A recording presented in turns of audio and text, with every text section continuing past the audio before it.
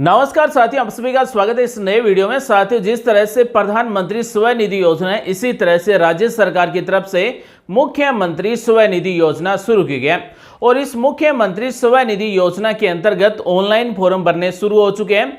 जो भी gig workers हैं, होम वर्कर्स हैं, उनको 50,000 रुपए तक का लोन दिया जा रहा है, यानी कि 50,000 रुपए दिए जा रहे हैं, बिना किसी गारंटी के दिए जा रहे हैं। साथ ही राज्य सरकार की तरफ से 7% ब्याज अनुदान भी दिया जा रहा है। तो अगर आप मुख्यमंत्री स्वनिधि योजना के अंतर्गत फॉर्म भरना चाहते हैं तो बिल्कुल फ्री में फॉर्म भरा जा रहा है। हम घर बैठे अपने मोबाइल से फॉर्म भर सकते हैं। साथ ही इस वीडियो में बहुत ही आसान तरीके से बताएंगे कि मुख्यमंत्री स्वनिधि योजना में हम घर बैठे फॉर्म कैसे भर सकते हैं, क्या क्या डॉक्यूमेंट चाहिए, फॉर्म में क्या क्या डिटेल भरनी होती है। दोस्तों, इस वीडियो से आपको बहुत कुछ सीखने को, जानने को मिलेगा। वीडियो को पूरा देखें। साथियों, राजस्थान सरकार की तरफ से बजट 2025-26 में मुख्यमंत्री स्वनिधि योजना शुरू की गई है। इस योजना के अंतर्गत जो भी गिग वर्कर्स हैं, होम वर्कर्स हैं, उनको 50,000 रुपए तक का लोन दिया जा रहा है। यानी कि अगर वो कोई भी अपना छोटा बिजनेस स्टार्ट करना चाहते हैं, जैसे कोई रेडी लगाना है, ठेला लगाना है, अगर उनके पास पैसे नहीं है तो मुख्यमंत्री स्वनिधि योजना के अंतर्गत लोन ले सकते हैं। साथियों, मुख्यमंत्री स्वनिधि योजना के अंतर्गत 3 चरणों के द्वारा लोन मिलेगा। पहले चरण में 10,000 रुपए मिलेंगे, जो 12 महीने में वापस जमा करवाने हैं। दूसरे चरण में 20,000 रुपए मिलेंगे, जो 18 महीने में वापस जमा करवाने हैं। और तीसरे चरण में 50,000 रुपए मिलेंगे, जो 36 महीने में वापस जमा करवाने हैं। साथ ही दोस्तों, इस मुख्यमंत्री स्वनिधि योजना के अंतर्गत जो आपको पहले चरण में 10,000 रुपए, दूसरे चरण में 20,000 रुपए और तीसरे चरण में आपको 50,000 रुपए मिलेंगे, ये बिना किसी गारंटी के मिलेंगे। यानी कि कोई भी गारंटर की जरूरत नहीं है। साथ ही राज्य सरकार की तरफ से आपको 7% ब्याज अनुदान दिया जाएगा। यानी कि इस मुख्यमंत्री स्वनिधि योजना के अंतर्गत हम जितने भी रुपए लोन लेते हैं, उस पर जितना भी ब्याज बनेगा, उस पर 7% ब्याज अनुदान मिलेगा। यानी कि 7% ब्याज की छूट मिलेगी। तो साथियों, बने रहिए हमारे साथ। और अब हम आपको बताने वाले हैं मुख्यमंत्री स्वनिधि योजना के अंतर्गत बिना गारंटी के और 7% ब्याज अनुदान पर 50,000 रुपए का अगर हमें लोन लेना है तो किस तरह से हम फॉर्म भर सकते हैं। ऑनलाइन फॉर्म एसएसओ के द्वारा बिल्कुल फ्री में भरा जा रहा है। बने रहिए दोस्तों हमारे साथ और वीडियो को शुरू करते हैं। मुख्यमंत्री स्वनिधि योजना में ऑनलाइन फॉर्म भरने के लिए ऑफिशियल पोर्टल है sso.rajasthan.gov.in। ऑफिशियल पोर्टल की लिंक आपको वीडियो के डिस्क्रिप्शन में मिल जाएगी। उसके बाद में यहां पर अपना यूजर आईडी टाइप कर देना है, पासवर्ड टाइप कर देना है, कैप्चा कोड टाइप कर देना है और लॉगिन पर क्लिक कर देना है। अगर आपका राजस्थान सिंगल साइन ऑन पर रजिस्ट्रेशन नहीं है तो यहां पर आपको रजिस्ट्रेशन कर लेना है। जैसे ही हम लॉगिन होंगे तो डैशबोर्ड इस तरह से ओपन होगा। साथियों, यहां पर राजस्थान सरकार की जितनी भी सरकारी योजनाएं हैं, जितने भी पोर्टल है, उन सभी के इस तरह से आपको ऐप मिलेंगे। साथियों, यहां पर हमें सर्च करना है मुख्यमंत्री स्वनिधि योजना का पोर्टल। तो साथियों, यहां पर आप सभी देख सकते हैं मुख्यमंत्री स्वनिधि योजना का ये इसी तरह से ऑफिशियल पोर्टल आपकी एसएसओ में मिलेगा।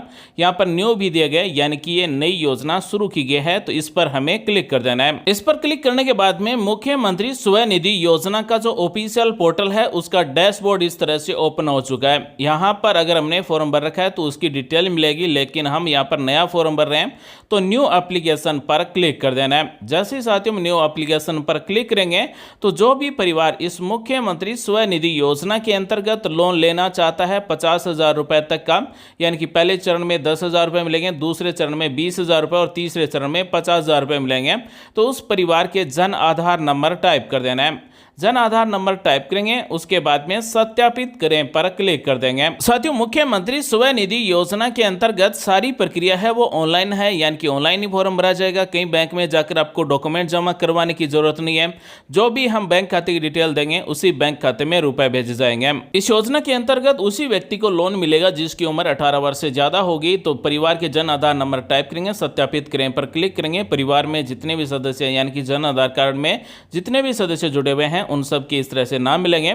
जिस भी व्यक्ति के नाम से आप फॉर्म भरना चाहते हैं, उस व्यक्ति को यहां से सेलेक्ट कर लेना है और ओटीपी भेजें पर क्लिक कर देना है। तो उस व्यक्ति के जन आधार कार्ड में जुड़े हुए मोबाइल नंबर पर ओटीपी भेजा गया है। ओटीपी नंबर हमें यहां पर टाइप कर देना है और ओटीपी सत्यापित करें पर क्लिक कर देना है। ओटीपी सत्यापित होने के बाद में मुख्यमंत्री स्वनिधि योजना का फॉर्म इस तरह से ओपन हो जाएगा। साथियों, एक एसएसओ आईडी के द्वारा मुख्यमंत्री स्वनिधि योजना में हम जितने फॉर्म फॉर्म भरना चाहें उतने फॉर्म भर सकते हैं और जिसका फॉर्म भरना चाहें उसका फॉर्म भर सकते हैं। यह जरूरी नहीं है कि हम जिसका फॉर्म भर रहे हैं उसी के नाम से SSO ID हो, यानी कि SSO ID अगर दूसरे के नाम की है और अगर हम फॉर्म तीसरे के नाम से भरना चाहते हैं तो भर सकते हैं। तो साथियों, जन आधार कार्ड में हमने जिस भी व्यक्ति के नाम को सेलेक्ट किया है उसका यहाँ पर बेसिक डिटेल इस तरह से आ जाएगा।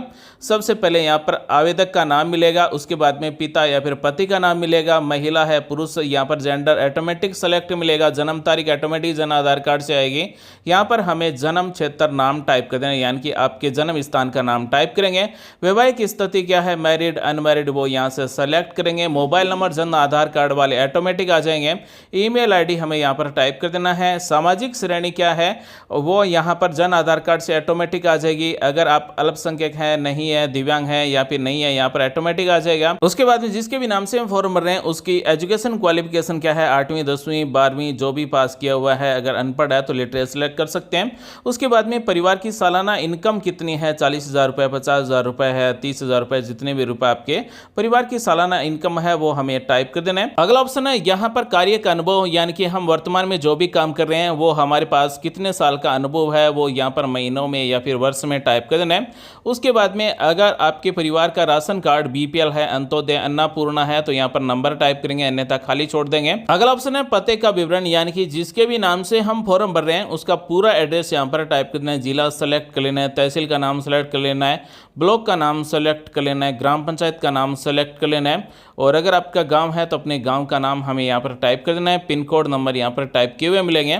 अगर आपका स्थायी पता और वर्तमान पता एक जैसा है तो वर्तमान पता स्थायी पता के समान है, इसे सेलेक्ट करते ही यहाँ पर दोनों में एड्रेस सेम हो जाएगा। और हाँ, यहाँ पर अपना क्षेत्र जरूर सेलेक्ट कर लें कि आप ग्रामीण हैं या फिर शहरी हैं। अगर आप शहरी हैं तो यहाँ पर आपको अपनी नगर पालिका वार्ड नंबर सेलेक्ट करना है। एड्रेस टाइप करने के बाद में अगला ऑप्शन है कि हमारा जो व्यवसाय है उसका विवरण देना होगा। वर्तमान में हम क्या काम कर रहे हैं, यानी कि सभी असंगठित क्षेत्र के व्यवसाय संबंधित श्रमिकों के यहाँ पर नाम दिए गए, जैसे गिग वर्कर है, ट्रांसपोर्ट वर्कर है, यानी कि हम वर्तमान में क्या काम कर रहे हैं या फिर हमने क्या काम किया है तो यहाँ से वो काम सेलेक्ट कर लेना है। अगर यहाँ पर इस लिस्ट में नहीं है तो अन्य को सिलेक्ट कीजिए और अपनी प्रस्तावित व्यावसायिक गतिविधि को टाइप कर दीजिए। उसके बाद में हमारा जो व्यवसाय है उसका पूरा एड्रेस टाइप कर देना है। यहाँ पर मकान नंबर, दुकान संख्या, गली का नाम टाइप करेंगे, जिला यहाँ से सिलेक्ट करेंगे।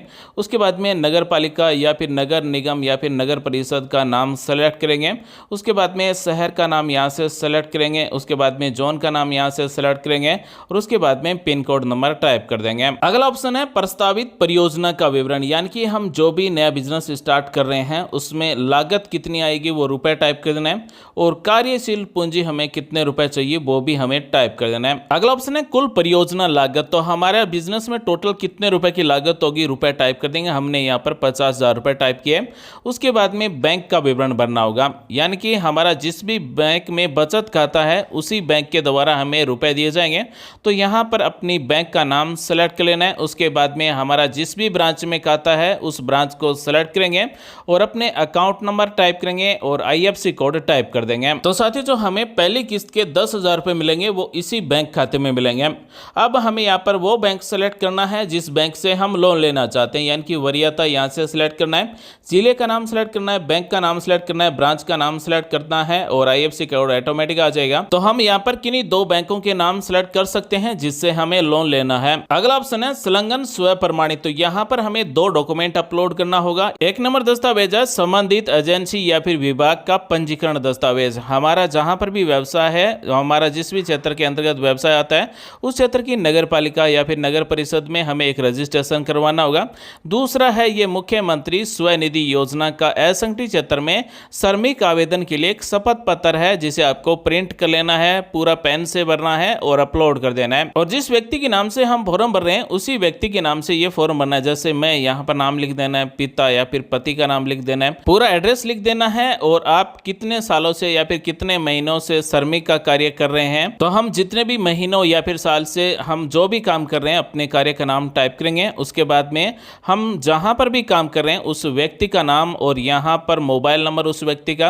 अगर हम घर पर काम कर रहे हैं तो घर का एड्रेस, कार्यालय में काम कर रहे हैं तो कार्यालय का एड्रेस और कारखाने में काम कर रहे हैं तो कारखाने का एड्रेस लिख देना है और अगले कॉलम में यहाँ पर वार्ड नंबर लिख देना है और हमारी जो कार्य अवधि है वो यहाँ पर महीनों में या फिर वर्ष में लिख देना है। शपथकर्ता के हस्ताक्षर करवाना है, तारीख लिख देना है और स्थान का नाम लिख देना है। उसे स्कैन करना है और यहाँ पर 2 नंबर पर अपलोड कर देना है। 1 नंबर में स्ट्रीट वेंडर्स होने का जो सर्टिफिकेट है वो नगर पालिका या फिर नगर परिषद में बनता है, वो बनवा लेना है और स्कैन करके यहाँ पर चूज फाइल पर क्लिक करके अपलोड कर देना है। उसके बाद में यहाँ पर 2 शपथ दी गई है। मैं अतः दोबारा प्रमाणित करता हूँ कि मेरे द्वारा जो भी जानकारी दी गई वो सब कुछ सही है, इसे सिलेक्ट करेंगे। दूसरा वाला है मुझे अपने जन आधार या फिर आधार प्रमाणित करने की कोई आपत्ति नहीं है, इसे सिलेक्ट करेंगे और सबमिट पर क्लिक कर देंगे। तो मुख्यमंत्री स्वनिधि योजना के अंतर्गत हमारा फॉर्म है वो सबमिट हो जाएगा और लगभग 1 महीने के अंदर हमें लोन मिल जाएगा, यानी कि 10,000 रुपये पहली किस्त मिल जाएंगे।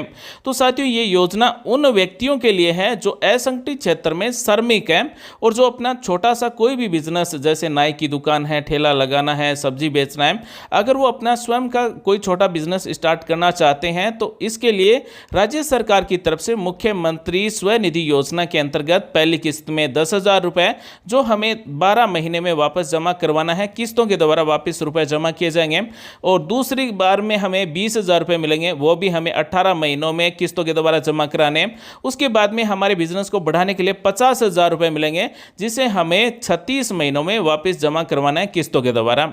और फॉर्म सबमिट होने के बाद में इस तरह से आप डैशबोर्ड में अपने फॉर्म का स्टेटस चेक कर सकते हैं। तो साथियों आज हमने आपको बताया कि मुख्यमंत्री स्वनिधि योजना के अंतर्गत ऑनलाइन फॉर्म भरने शुरू हो चुके हैं। किस तरह से फॉर्म भर सकते हैं? मुख्यमंत्री स्वनिधि योजना के अंतर्गत 3 चरणों के द्वारा 50,000 रुपए तक का लोन मिल रहा है, बिना गारंटी के लोन मिल रहा है। साथ ही राज्य सरकार की तरफ से 7% ब्याज अनुदान भी दिया जा सकता है। उम्मीद करते हैं दोस्तों आज की जानकारी आपको अच्छी लगी, कुछ नया सीखने को जानने को जरूर मिला होगा। मिलेंगे अगले वीडियो में नई जानकारी के साथ, तब तक के लिए बने रहिए हमारे साथ। आप सभी का दिन शुभ हो। जय हिंद, वंदे मातरम, जय श्री राम।